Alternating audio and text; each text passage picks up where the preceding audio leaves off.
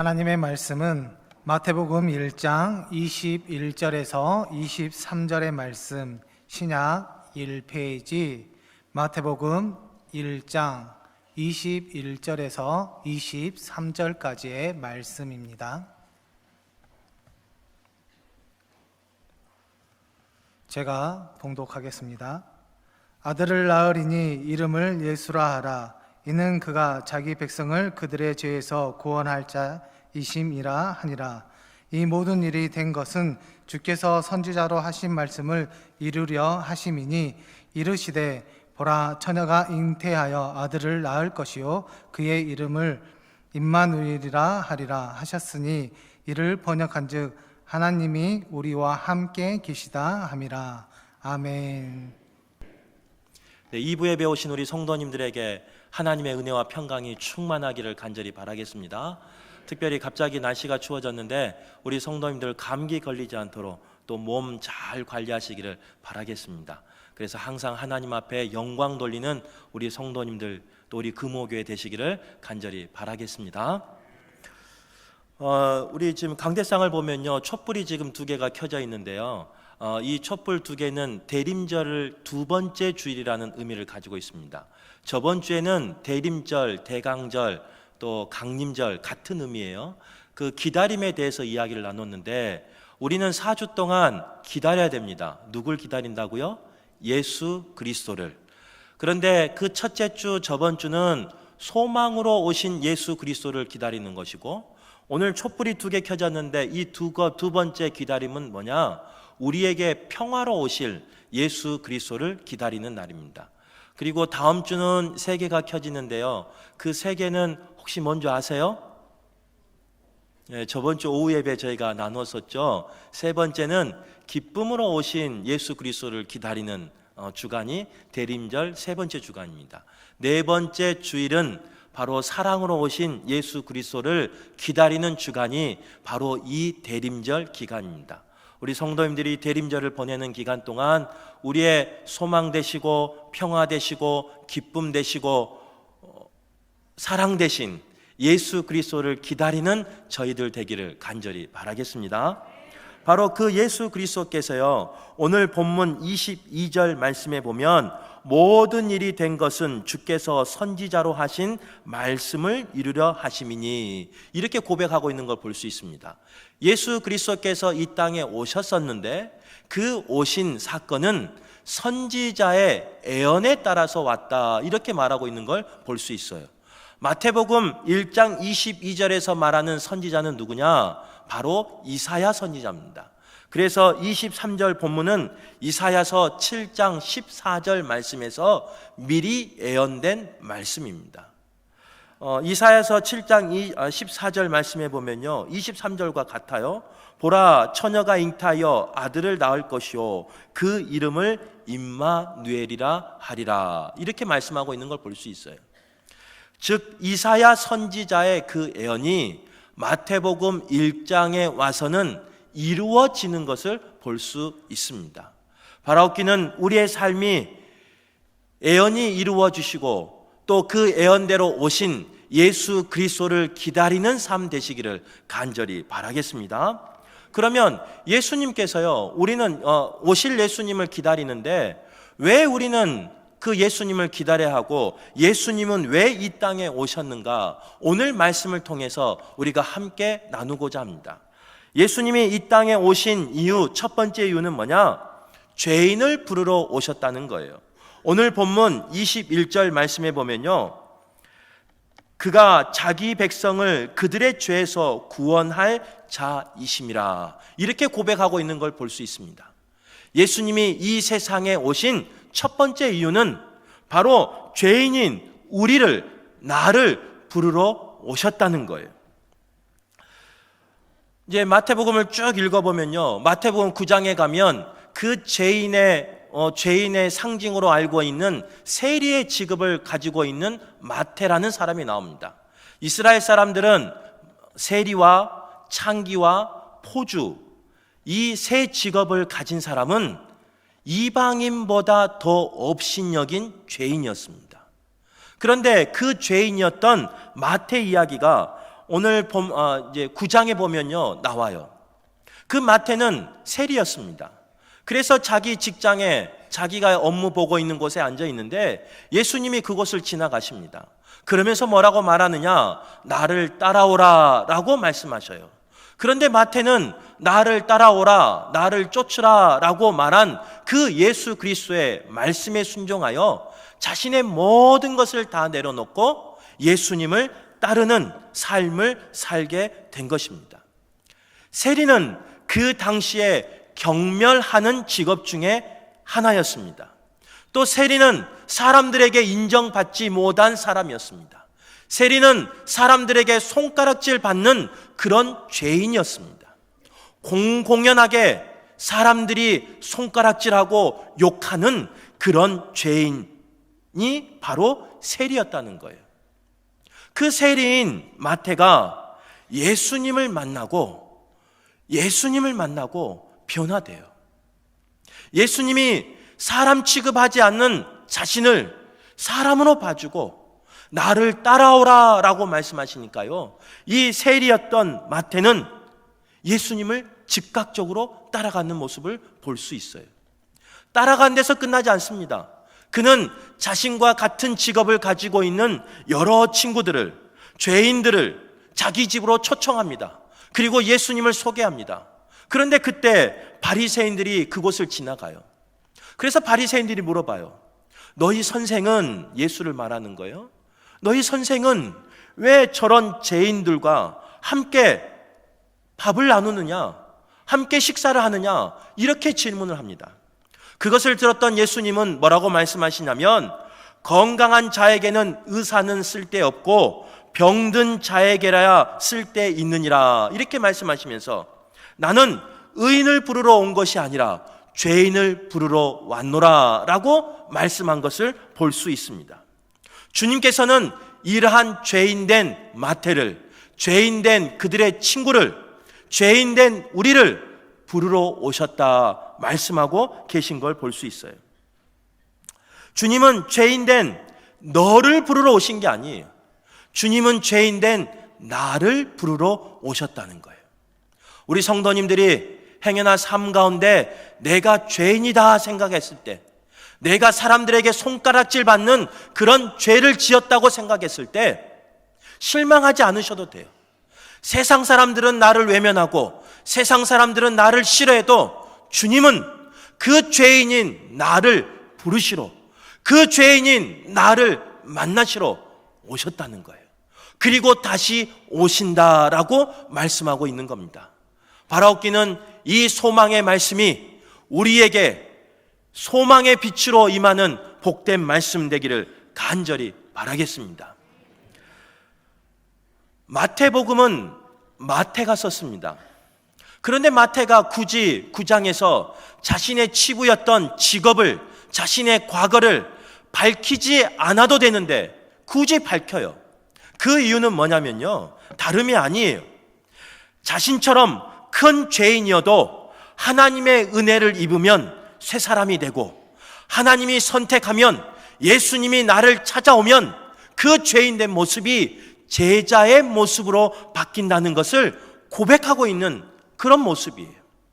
바라옵기는 우리의 삶이 죄인의 삶일지라도, 우리의 삶이 그런 죄 가운데 걸어가는 삶일지라도 그 죄인을 부르신 예수님을 만나시고 그 예수님을 내 삶 가운데 영접하셔서 제자로 거듭나는 삶 되시기를 간절히 바라겠습니다. 이렇게 이야기하니까 우리 성도님들은 눈이 동그래져가지고요, 나는 죄인이 아닌데 라고 하는 식으로 이렇게 바라보셔요. 목사님이 그렇게 죄를 많이 졌나? 이렇게 바라보신 분들이 계셔요. 우리가 다 겉으로는요 죄인 아닌 것처럼 살고 있지만, 우리는 남에게 들키지 않았지만 하나님은 아셔요. 저는 우리 성도님들의 마음을 알지 못하지만 하나님은 우리 성도님들의 마음을 감찰하고 계셔요. 그래서 아무리 죄인이 아닌 것처럼 저처럼 이렇게 서 있지만 하나님 앞에서는 우리가 숨길 수 없는 거예요. 바라옵기는 사람 앞에서는 그렇게 할 수 있어도 하나님 앞에서는 나의 죄를 고백함으로 하나님이 선택해 주시고 예수님이 나를 불러주시고 예수님을 만나 제자로 변화되는 우리 성도들 되기를 간절히 바라겠습니다. 두 번째로, 예수님은 이 땅에 왜 오셨느냐? 잃어버린 자를 찾으러 오셨다는 거예요. 누가복음 15장의 말씀에 보면요, 세 가지의 비유를 통해서 이야기를 하고 있습니다. 이 세 가지의 비유의 공통점은 뭐냐? 잃은 것을 찾은 이야기예요. 첫 번째 이야기는 잃은 양 한 마리 이야기입니다. 어떤 목자에게 100마리의 양이 있었답니다. 그런데 99마리가 있는데 한 마리 양이 없어진 거예요. 이 목자는요, 그 한 마리의 양을 찾기 위해서 이곳저곳을 다니면서, 때로는 골짜기를 다니면서, 때로는 광야를 찾아다니면서 그 한 마리의 양을 찾아 나선 이야기예요. 질문 하나 할게요. 우리가 다 아는 질문인데, 답인데, 그 한 마리 잃어버린 양 목자가 찾았을까요? 못 찾았을까요? 찾았어요. 왜 찾은 줄 아세요? 그건 일부에 안 물어봐서 잘 모르죠. 그 한 마리 잃어버린 양 어떻게 찾은 줄 아세요? 눈을 크게 뜨고? 아니에요. 찾을 때까지 찾았어요. 웃긴 이야기 같지만 잃어버린 양을 찾을 때까지 찾아 나섰어요. 누가? 목자가. 그래야 찾을 수 있는 거예요. 바로 여기서는 하나님의 마음을, 예수 그리스도의 마음을 이야기하는 거예요. 또 두 번째 비유는요, 잃은 동전 이야기가 나옵니다. 한 여인에게 동전 10개가 있었습니다.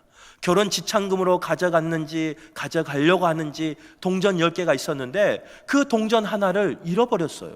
세상에. 그래서 그 동전 하나를 찾는데 등잔을 켜고 온 집안을 찾아 나섭니다. 결론은 알지만 그 동전을 찾았을까요? 못 찾았을까요? 찾았어요. 어떻게 찾았을까요? 역시 우리 금호교회 성도님들은요, 지혜가 있으셔요. 그 동전 하나 찾아낼 때까지 집을 샅샅이 뒤지며, 내가 왔던 길을 샅샅이 뒤지며 그 동전 하나를 찾을 때까지 찾았어요. 그래서 찾았어요. 세 번째 비유는 우리가 잘 아는 집 떠난 탕자 비유의 이야기예요. 아들 이야기예요. 이유야 어쨌든 그 아들이 아버지의 재산을 가지고 먼 곳으로 떠나버렸습니다. 그런데 그 아들이 결국은 거지가 돼서 먹을 것이 없어서 부모의 집에 오면 그래도 종이 먹는 음식이라도 먹을 수 있겠거니 하면서 회개하는 마음으로 부모의 집을 찾아옵니다. 그런데 그 아버지는요, 그 아들이 돌아올 때까지 기다려요. 그리고 먼 발치에서 그 죽었다고 생각하는 그 아들이 오니까요, 뛰어가서 반겨요. 그리고 옷을 갈아입히고 가락지를 끼우고 잔치를 배설하는 것을 볼 수 있어요. 그 아버지가 언제까지 기다렸을까요? 아들이 돌아올 때까지. 계속해서 누가복음 19장의 말씀에 보면요, 예수님께서 여리고를 지나다 한 사람을 만납니다. 그 사람이 누군지 아세요? 삭개오라는 사람이에요. 이 삭개오는요, 키가 작은 사람이었습니다. 그리고 조금 전에 우리가 말씀을 나누었던 세리 중에 장이었어요. 그래서 세리장의 직업을 가지고 있었던 사람이었어요. 세리는 유대인들이 죄인시하고 멸시한 직업이었죠. 근데 그 중에 수장이었어요. 얼마나 손가락질 밟고 얼마나 사람들에게 업신여김을 받았겠습니까? 그래서 예수님이 지나간다고 하는데 도저히 예수님 앞에 나갈 자신이 없었습니다.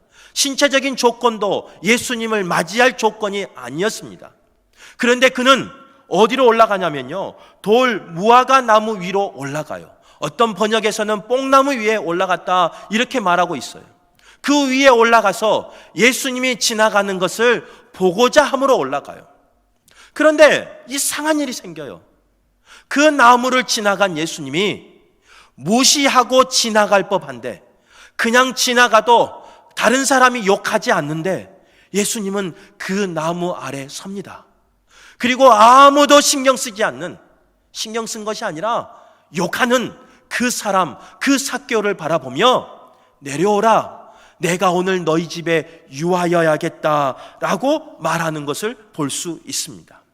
삭개오는 예수를 자기 집으로 영접하고 회개하고 구원을 얻게 되는 것을 볼 수 있어요. 삭개오는요, 그 민족에게 버림받은 사람이었어요. 삭개오는 그 동네에서 업신여긴 사람이었어요. 삭개오는 사람들에게 손가락질 받으며 멸시받은 사람이었어요. 그런데 주님은 그 사람을 찾아 나서요. 주님이 뭐라고 말씀하시느냐? 인자가 온 것은 잃어버린 자를 찾아 구원하려 함이니라, 이렇게 말하고 있는 걸 볼 수 있어요. 예수님의 관심은 잃어버린 자를 찾는 것, 그가 구원받는 것, 그곳에 관심이 있어요. 예수님은 잃어버린 자를 언제까지 찾으시느냐? 돌아올 때까지 찾으셔요. 돌아올 때까지 기도하셔요. 돌아올 때까지 기다리셔요. 그분이 예수님이셔요.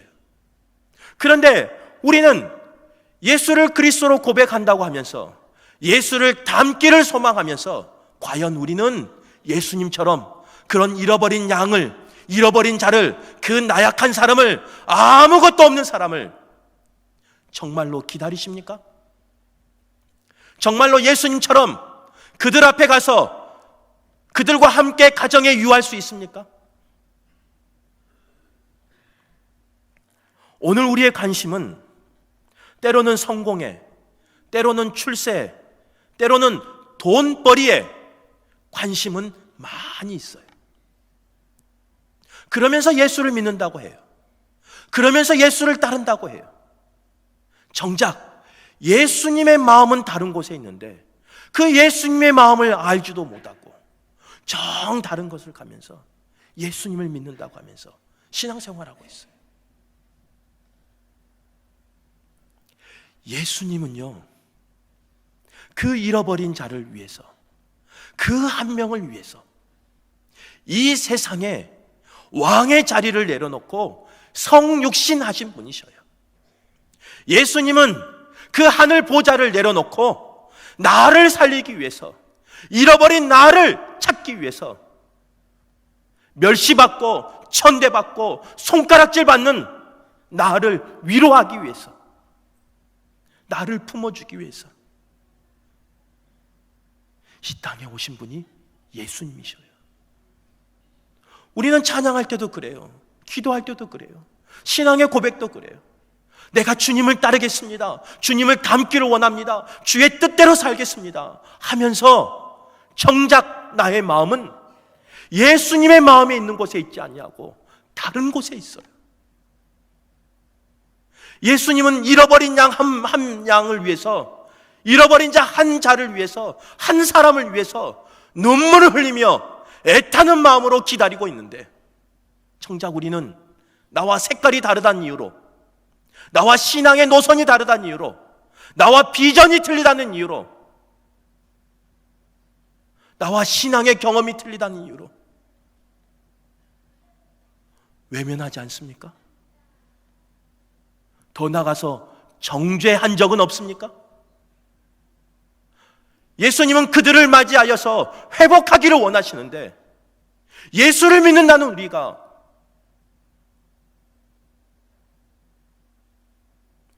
사랑을 말하면서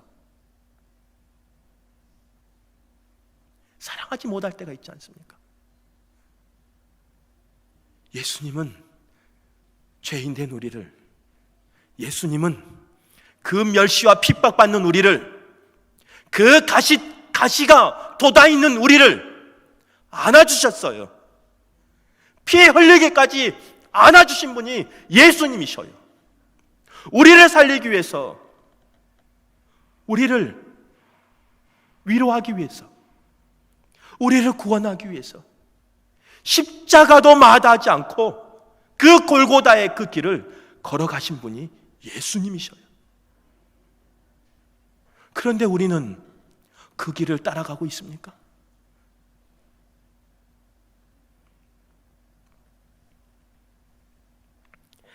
예수님께서는요, 마음이 상한 자를 고치시고 포로된 자에게 자유를, 갇힌 자에게 노임을 전파하기 위해서, 주시기 위해서 오셨어요.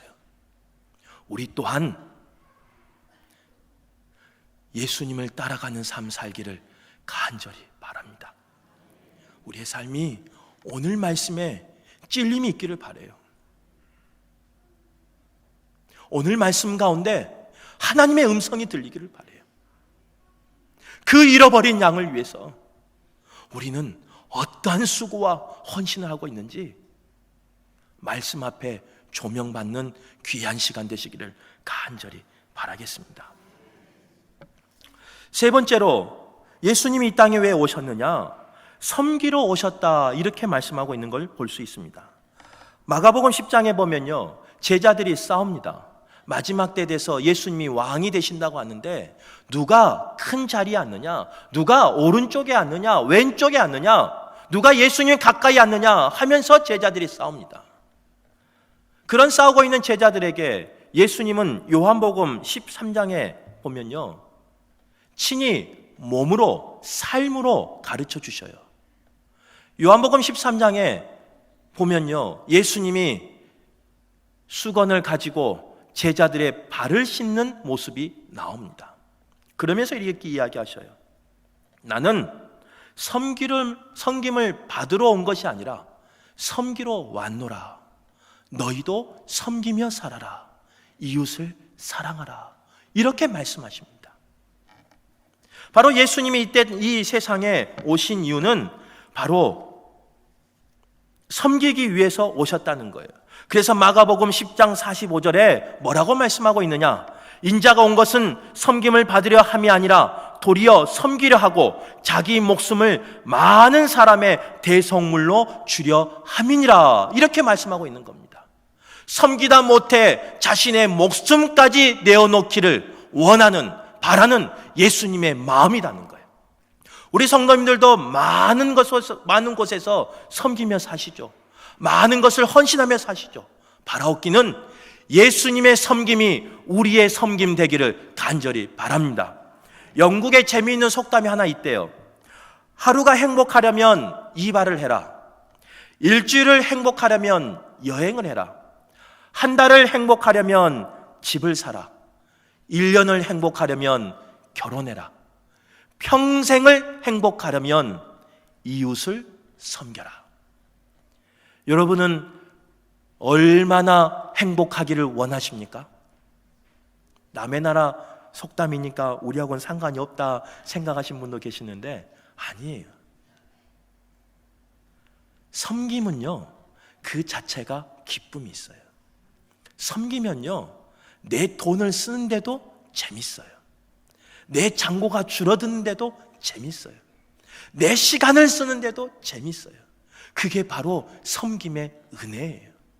저는 예수님이 자신의 목숨까지 내어놓으면서 우리를 섬기신 것처럼 우리 성도들 또한 목숨까지는 아니어도 나의 것 내어놓으면서 섬길 수 있는 그런 분 되시기를 간절히 바라겠습니다. 오늘 이 말씀 많이 들어본 것 같지 않으세요? 처음 들어보세요? 전혀 모르시는데. 아마 이 말씀은요, 대강절이 되면 해년마다 나오는 말씀이에요. 그 본문이 해년마다 나오는 본문이고, 특별히 이 말씀은 대지까지도 비슷한 말씀이에요. 1년 전에 비슷한 말씀을, 거의 같은 말씀을 예화나 조금 틀리게 들었을 거예요. 우리가 기억을 못해서 그렇지. 그런데 1년 전에는 요지는 이거였어요. 메시지는 죄인인 나를 부르러 오셨다. 예수님은 잃어버린 나를 부르러 오셨다. 그리고 예수님은 나를 섬기러 오셨다. 1년 전에는 그랬어요. 그리고 1년 동안 우리가 말씀을 많이 나누었습니다. 1년 동안 우리 성도님들은 신앙이 성숙했습니까? 신앙이 퇴보했습니까? 질문인데요. 그럴 때는 당당하게 말씀하시라고요. 우리 성도님들이 많이 성숙하셨어요. 정말로 많이 변하셨어요. 제가 물어보면요, 당당하게 목사님 많이 변했습니다, 많이 성숙했습니다, 이렇게 자신 있게 말해도 전혀 이상치 않아요. 우리 성도님들 그렇게 대답하시기를 바랍니다. 네, 목소리 좀 작아서 좀 그렇지만 저는 그렇게 믿어요. 그래서 1년이 지난 오늘 이 본문은요, 우리가 이렇게 적용하기를 바라요. 이제는 더 나가서 죄인인 나를 불러서 예수님을 만난 내가 어떻게 변해야 되느냐, 제자의 삶을 살아야 돼요. 여기 계신 모든 분들이 제자의 삶 살기를 간절히 바랍니다. 또 잃어버린 자를 찾아오셨던 주님을, 나를 찾아주셨던 그 주님을 만났으면 이제는 그 잃어버린 자를 예수 그리스도의 마음을 가지고, 하나님 아버지의 마음을 가지고 찾아 나서야 돼요. 언제까지? 찾을 때까지. 그런 교회 되시기를 간절히 바랍니다.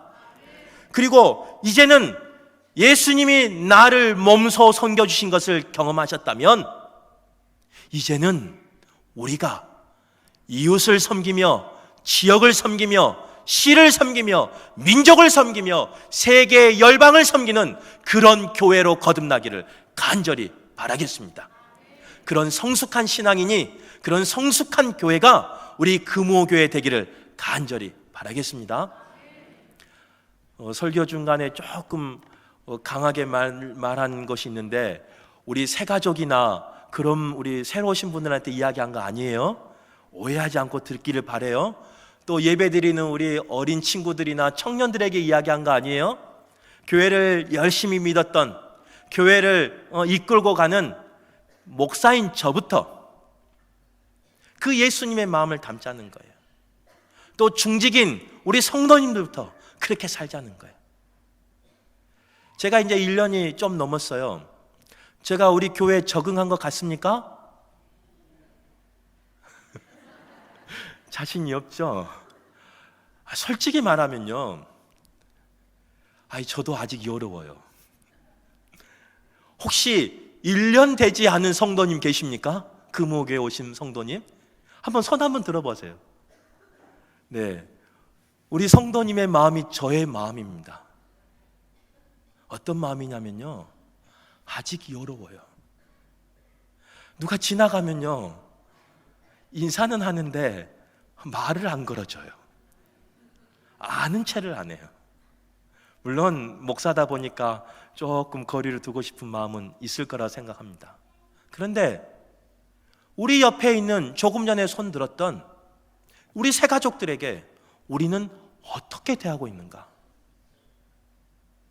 대림절을 보내고 있는 우리가 점검할 수 있기를 간절히 바랍니다. 그리 새 가족들이 잘 정착할 수 있도록 우리가 손을 내미시고 섬기시고, 또 그들을 찾아 나서시고 그들과 함께 생활하는 우리 교회 되기를 바라겠습니다. 기도하겠습니다. 하나님 아버지, 감사합니다. 귀한 말씀 나누었습니다. 행여나 나누는 가운데 사람의 말이 있었다면 도말하여 버리시고 온전히 주의 말씀만 심겨지는 복된 시간 되게 하여 주시옵소서. 그래서 때를 따라 자라며 때를 따라 열매 맺는 말씀 되게 도와주셔서 하나님에게 귀한 곳에서 존귀하게 쓰임받는 저희들 되게 하여 주옵소서. 예수님 이름으로 기도드립니다. 아멘.